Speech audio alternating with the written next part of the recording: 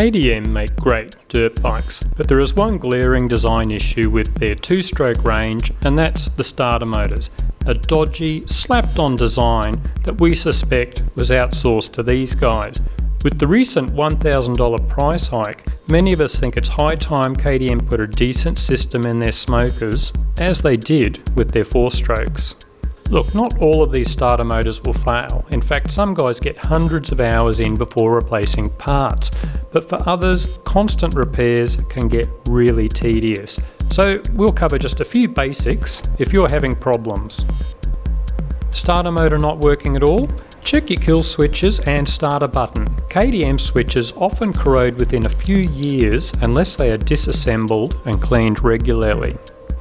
A no-brainer but easy to miss, make sure your battery terminals are clean and tight and the battery is fully charged.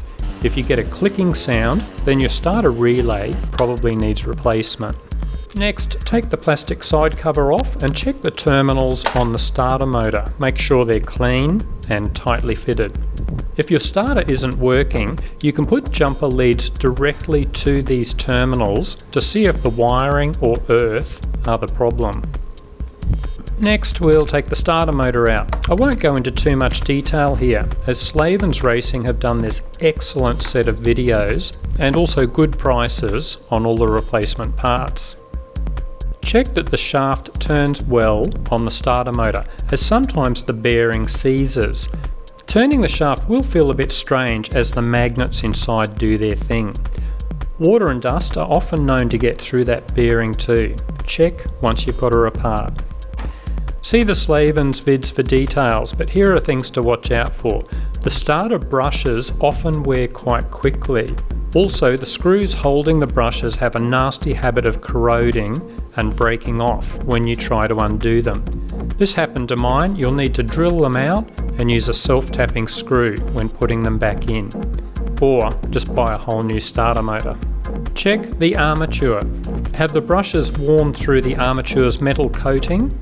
Is the metal coating itself corroded? And are any of the magnets loose on the armature? Are the splines on the armature shaft worn?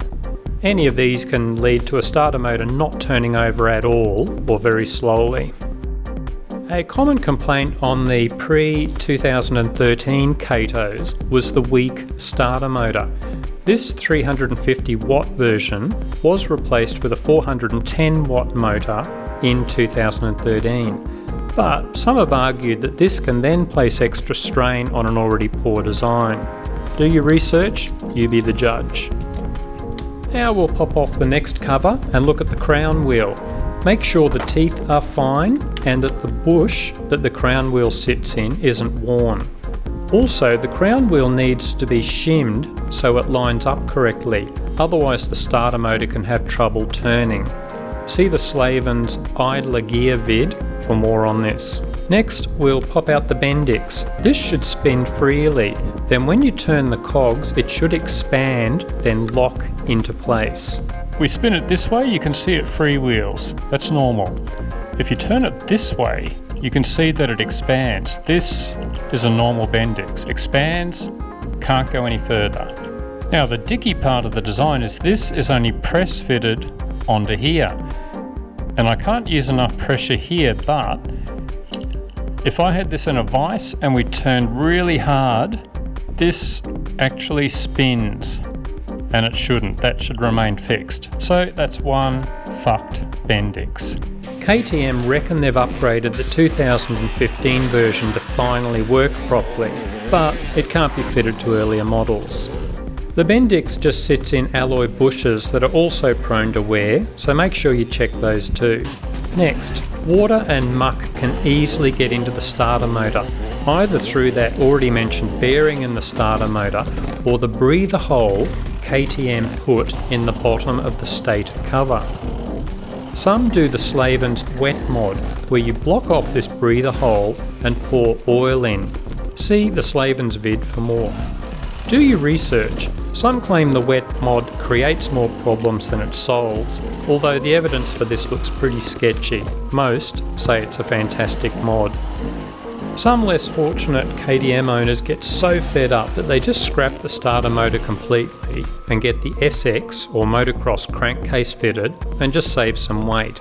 Others, like me, eventually just ditch the brand and opt for Betas or Shercos that have properly designed inline starter systems.